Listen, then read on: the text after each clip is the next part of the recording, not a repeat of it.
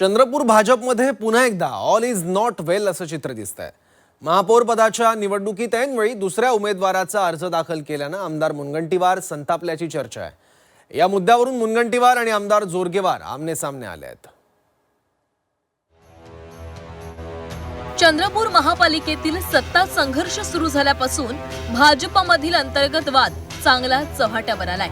Ticket वाटपावरून सुरू झालेला वाद, एबी फॉर्म चोरीचा आरोप, किशोर जोरगेवार समर्थक असलेले सुभाष कासनगोट्टवार यांची जिल्हाध्यक्ष पदावरून हकालपट्टी आणि त्यानंतर महापौर पदासाठी सुरू झालेली फिल्डिंग या सगळ्या घडामोडींमुळे पक्षातील संघर्ष अधिकच तीव्र झालाय। हा वाद मिटवण्यासाठी खुद्द मुख्यमंत्री देवेंद्र फडणवीस यांना हस्तक्षेप करावा लागला। सुधीर मुनगंटीवार यांचा शब्द अंतिम मानत संगीता खांडेकर यांच्या नावावर शिक्कामोर्तब करण्यात आला।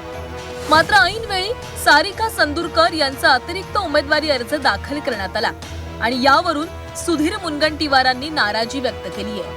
आमच्या प्रदेश अध्यक्ष श्री चव्हाण साहेबांनी या संदर्भात संगीताताई खांडेकर यांचा फॉर्म भरण्यासाठी सांगितला आणि तो फॉर्म नगरसेवकांनी भरला। आता जी काही कारवाई आहे याची नोंद पक्ष घेतो आणि योग्य क्षणी मग त्याची कारवाई होते। असं वागता येत नाही। भारतीय जनता पार्टीमध्ये काँग्रेसच्या पद्धतीने वागणं हे नंतर महागात पडते, हे मात्र अनेकांनी अनुभवलं। मुनगंटीवारांच्या नाराजीनंतर आमदार किशोर जोरगेवारांनी स्पष्टीकरण दिले। खांडेकरांच्या अर्जात त्रुटी निघाल्यास अडचणी येऊ नयेत म्हणून संदूरकरांचा फॉर्म भरून घेतल्याचं जोरगेवारांनी सांगितलंय। वरिष्ठांना विचारून हा निर्णय घेतल्याचं सांगत विधानसभा निवडणूक आणि मनपा निवडणुकीतील बंडखोरीचा विषय काढत जोरगेवारांनी मुनगंटीवारांना डिवचलं आहे। मुळात त्या ठिकाणी एक उपाययोजना म्हणून आपण तो फॉर्म भरलेला आहे। दरवेळेसच भरला जाते पर्यायी उमेदवार म्हणून।